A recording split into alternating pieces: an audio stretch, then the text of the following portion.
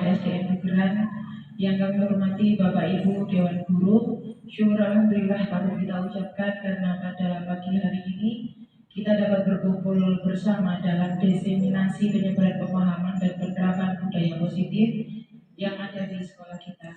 Salawat serta salam mari kita haturkan kepada besar Muhammad SAW. Allahumma sholli ala sayyidina Muhammad wa ala sayyidina Muhammad. Orang tua, wali murid atau kepada siswa. Kita tidak bisa dengan sepihak membuat aturan sekolah, membuat disipliner langsung kita tegakkan dengan sanksi-sanksi. Prosesnya sangat panjang sekarang, harus digodok dulu dengan komite, dengan wali murid, dengan paguyuban, dengan stakeholder yang ada, kepala sekolah, mungkin KDKS dan sebagainya. Karena zamannya sudah berbeda. Kalau kita salah, malah kita yang blunder bisa menjadi problem sendiri. Motivasi siswa itu sangat tinggi, tapi bukan saja permen dan barang-barang, lewat itu bisa kan ujian dan sebagainya. Jadi harus berupa materi, berupa ujian, sebagainya.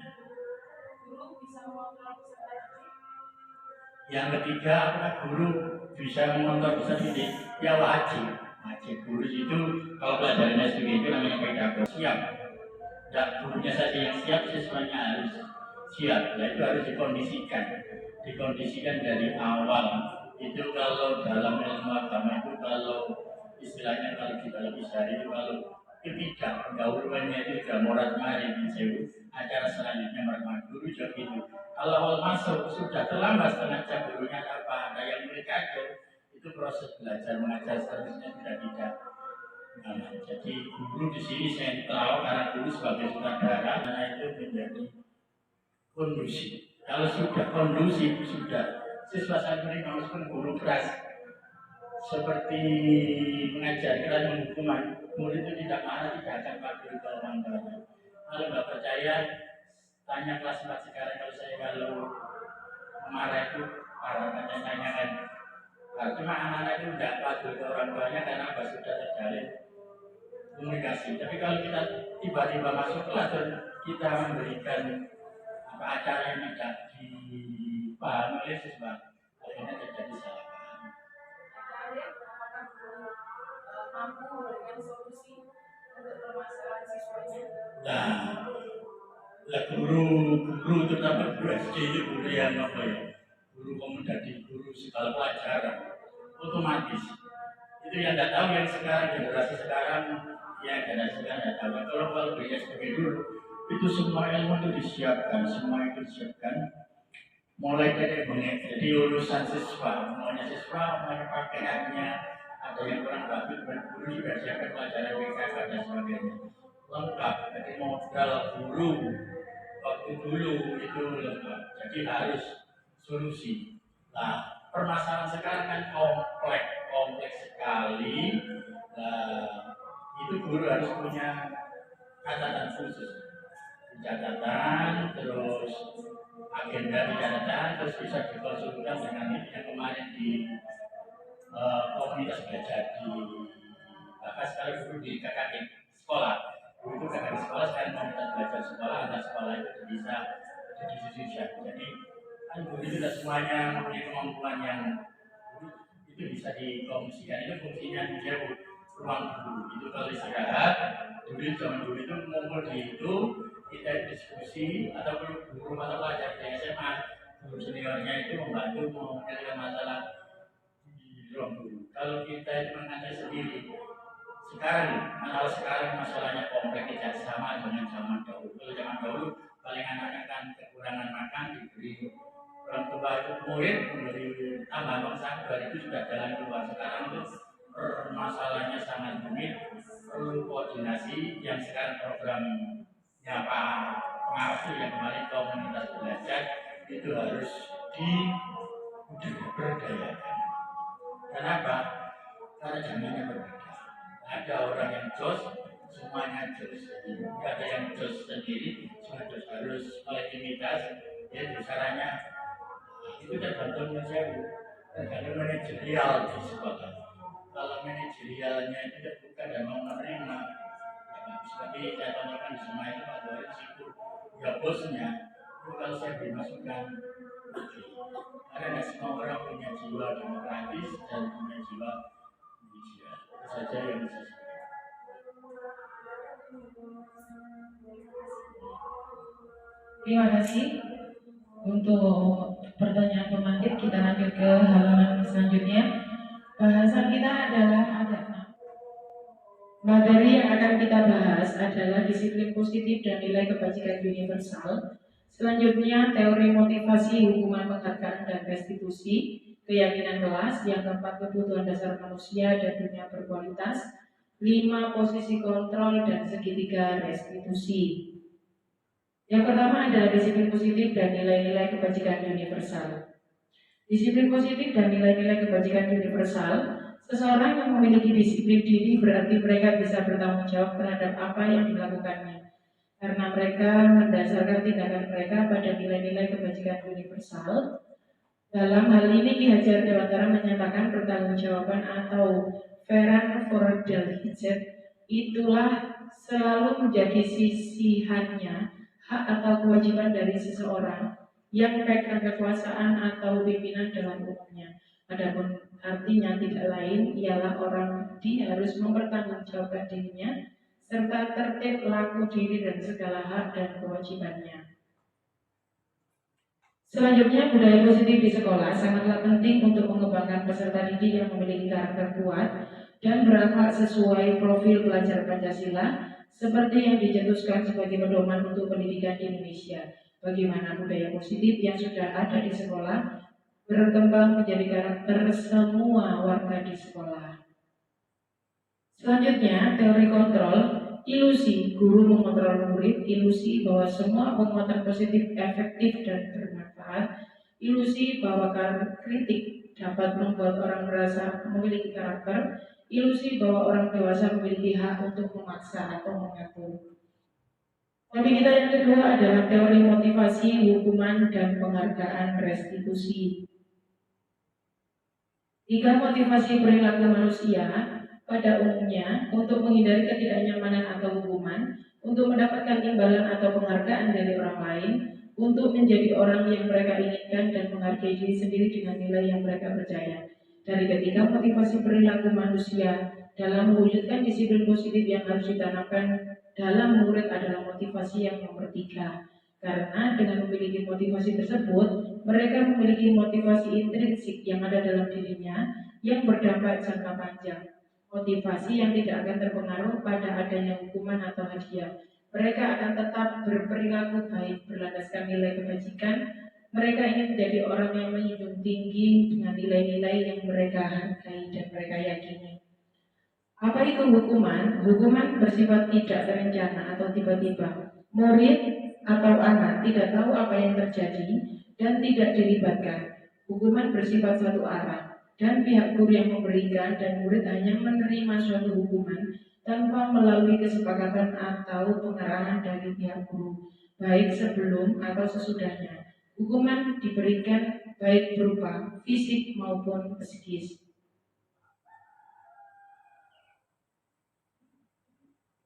Sementara disiplin dalam bentuk konsekuensi sudah terencana atau sudah disepakati, sudah dibahas dan disetujui oleh murid dan guru. Umumnya bentuk-bentuk konsekuensi dibuat oleh pihak guru atau sekolah, dan murid sudah mengetahui sebelumnya konsekuensi akan diterima bila ada pelanggaran. Pada konsekuensi, murid tetap dibuat tidak nyaman untuk jangka waktu pendek. Konsekuensi diberikan berdasarkan suatu data yang umumnya dapat diukur, misalnya setelah 3 kali tugas tidak diselesaikan, batas waktu yang diberikan atau dilakukan dalam kegiatan pembelajaran bisa mengobrol, maka murid tersebut akan kehilangan waktu bermain dan harus menyelesaikan tugas karena ketertinggalannya. Peraturan dan konsekuensi yang mengikuti ini sudah diketahui sebelumnya oleh murid. Sikap guru di sini senantiasa memonitor murid. Ini adalah disiplin pengendali untuk konsekuensi. Konsekuensi restitusi. Restitusi adalah proses menciptakan kondisi bagi murid untuk memperbaiki kesalahan mereka, sehingga mereka bisa kembali pada kelompok mereka dengan karakter yang lebih kuat. Restitusi juga merupakan proses kolaborasi yang mengajarkan murid untuk mencari solusi untuk masalah mereka. dan membantu murid berpikir tentang orang seperti apa yang mereka inginkan dan bagaimana mereka harus memperlakukan orang lain. Restitusi dapat memperbaiki hubungan. Restitusi adalah tawaran bukan paksaan. Restitusi menuntun untuk melihat ke dalam diri. Restitusi mencari kebutuhan dasar yang mendasari tindakan. Dan restitusi fokus untuk mencari solusi. Selanjutnya adalah keyakinan kelas. Keyakinan kelas adalah suatu nilai kebajikan atau prinsip universal atau prinsip lepas dari perbedaan agama, suku, negara, dan bahasa. Suatu keyakinan kelas akan lebih memotivasi seorang dari dalam intrinsik. Seseorang akan lebih bersemangat untuk menjalankan keyakinannya daripada hanya sekedar mengikuti peraturan. Mengapa keyakinan kelas mengapa tidak peraturan kelas? Menekankan pada keyakinan seseorang akan lebih memotivasi seseorang dari dalam. Seseorang akan lebih tergerak bersemangat menjalankan keyakinannya daripada hanya sekedar mengikuti serangkaian peraturan tertulis tanpa makna. Murid pun demikian, mereka mendengarkan dan memahami arti sesungguhnya tentang peraturan yang diberikan. Apa nilai kebajikan dari peraturan tersebut? Apa tujuannya? Jadi tertarik, takut sehingga sedang mengikuti serangkaian peraturan. Beda dengan keyakinan kelas. Kalau keyakinan kelas, mereka yang membuat, mereka yang meyakini, dan mereka yang melaksanakan. Ini adalah keyakinan kelas yang ada di kelas 6. Datang tepat waktu dan bahagia. Jadi anak-anak wajib datang dengan bahagia. Kalau sudah bahagia, mereka akan melaksanakan kegiatan hari itu dengan senang. Ramah dan berbagi kebahagiaan. Dokumentasi kegiatan, tidak saling mengganggu, menghormati guru, gigi dalam belajar, tidak pantang menyerah. Topik keempat adalah kebutuhan dasar manusia dan dunia berkualitas. Pada dasarnya kita dan juga anak-anak memiliki kebutuhan dasar, yaitu kebutuhan untuk bertahan hidup, survival, cinta kasih sayang, kebebasan, kesenangan, dan kekuasaan. Selanjutnya yaitu 5 posisi kontrol.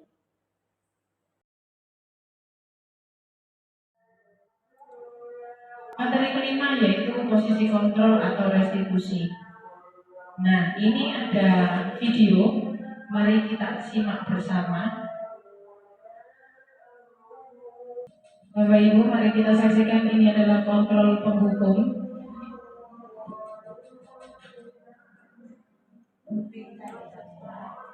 Naren,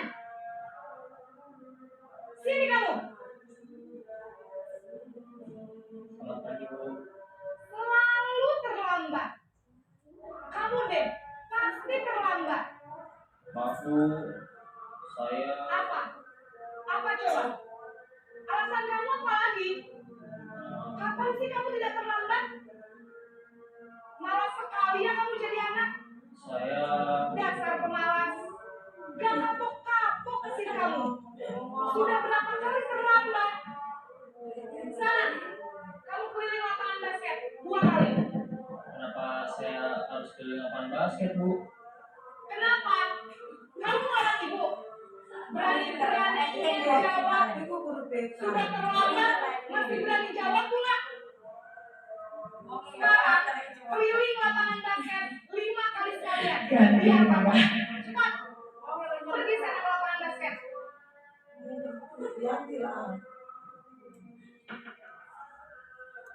Menika bunyi sebagai posisi guru, nadanya suaranya tinggi, bahasa tubuhnya, matanya melotot, menunjuk-nunjuk dan menghadap. Ini adalah posisi guru sebagai penghukum. Jadi mulai saat ini saran saya jangan melotot-melotot, jangan teriak-teriak. Nah, dampak pada murid adalah kemungkinan murid marah dan mendendam atau bersifat agresif. Kalau seperti itu kan pasti seperti itu anak. Bisa jadi sesudah kembali duduk atau kembali ke posisinya, murid akan mencoret-coret atau meja bukunya atau meja tulisnya. Lebih buruk lagi sepulang sekolah, murid melihat motor atau mobil bapak ibu guru menggores dengan paku dan lain sebagainya. Jadi ketika kita memposisikan diri sebagai penghukum dengan model Bahasa tubuh yang seperti itu, nada tinggi, bahasa tubuhnya mata melotot dan sebagainya, efek yang mungkin muncul tadi seperti itu, Lanjut. Ini adalah membuat merasa bersalah. Ya, ngaret lagi.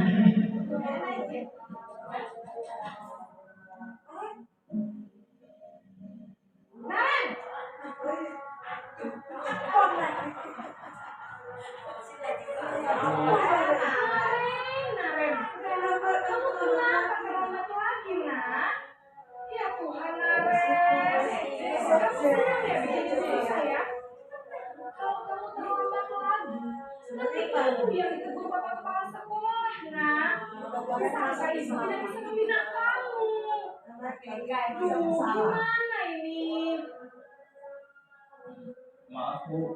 Duh, Gusti Naren. Kamu suka ya kalau ibu ditegur bapak kepala sekolah? Terus, nanti ibu harus tulis apa ini di buku absen? Ini kamu sudah sering terlambat loh. Ibu harus apa coba? Maaf Bu.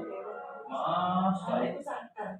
Ya sudah, lain kali jangan bikin ibu susah lagi ya nak ya. Ibu tidak akan kuat lagi kalau kamu begini terus. Bisa jantungan kalau ibu tegur bapak kepala sekolah. Sana cepat kelas. Maaf ya Bu. Maaf sekali. Oke, ini adalah posisi kontrol sebagai seorang guru yang membuat bersalah. Jadi dengan apa yang dia lakukan, kita koyok-koyok ini, ngenes agar dia merasa bersalah. Dan itu juga kurang tepat. Pada posisi ini, biasanya guru bersuara lebih lembut. Jadi drama ini dibuat menggambarkan posisi ini, posisi ini, posisi ini. Kalau posisi untuk merasa bersalah, lembut, membuat rasa bersalah akan menggunakan keheningan yang membuat orang lain tidak nyaman, bersalah atau rendah diri. Nah, tadi kan langsung maaf ya bu, gitu kan. Dampak pada murid ini ada dampaknya.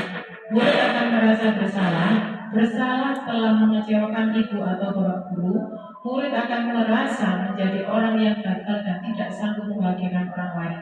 Kadang-kadang sikap seperti ini lebih berbahaya dari sikap menghukum. Hati-hati, karena emosi akan bertanam rapat di dalam. Murid menahan perasaan. Jadi murid tidak bisa mengungkapkan kenapa. Walah, gara-gara aku. Walah, mereka kan jantungan barang, ya kan?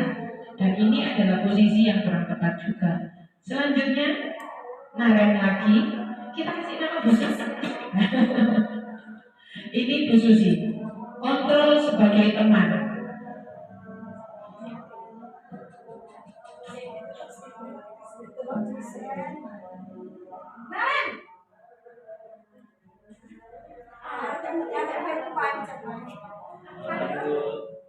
Wah, sudah jam berapa ini nak?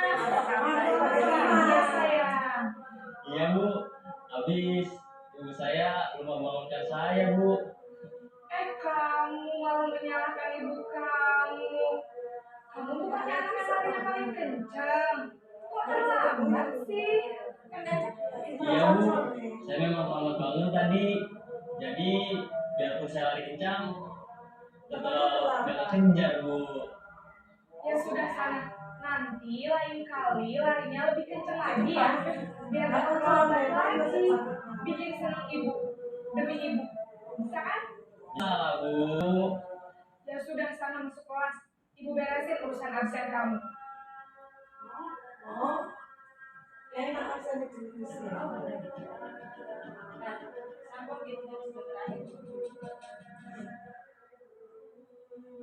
Posisi sebagai teman ini pun kurang tepat karena pada posisi ini guru tidak menyakiti siswa, namun tetap berupaya mengontrol murid melalui persuasi. Posisi teman pada guru bisa negatif, bisa juga positif. Positif di sini berupa hubungan yang baik terjadi antara guru dan murid. Hal negatif dari posisi teman adalah bila suatu saat guru tersebut tidak membantu, maka murid akan kecewa dan berkata, murid merasa dikecewakan dan tidak mau lagi berusaha. Biasanya patuh hanya pada guru itu kalau kita meletakkan posisi guru sebagai teman. Dampak pada murid, murid akan merasa senang dan akrab dengan guru yang tersebut. Ini termasuk dampak yang positif. Hanya saja di sisi negatif, murid tergantung pada guru tersebut. Bila ada masalah, mengandalkan guru tersebut untuk membantunya. Jadi dia sangat tergantung dengan guru itu, dan ini pun kurang tepat. Lanjut, ini adalah posisi kontrol pemantau. Naren lagi, konangan Bu Susi.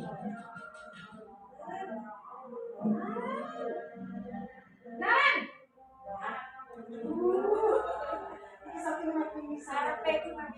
Ibu, Naren, apa peraturan sekolah kita tentang jam berapa kita harus masuk sekolah, nak?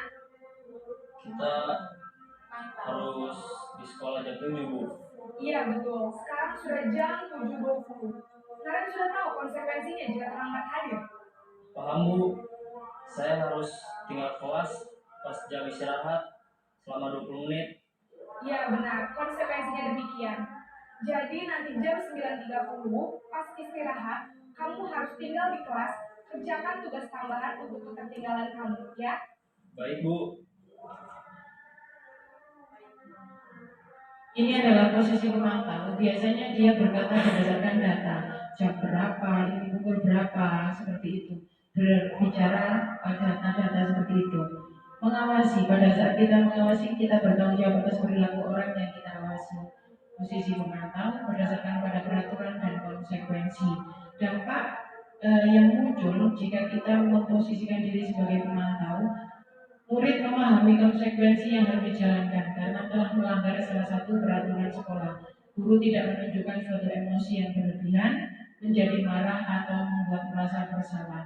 Pemantau ini hanya tidak ada ekspresinya, senang enggak, kecewa enggak, ya wis jam piro, kudune jam piro, hanya seperti itu. Ini adalah posisi terakhir, posisi manajer. Ciri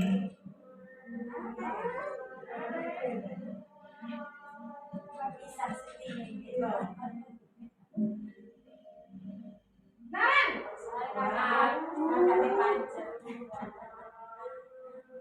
Selamat pagi, Bu. selamat pagi Naren.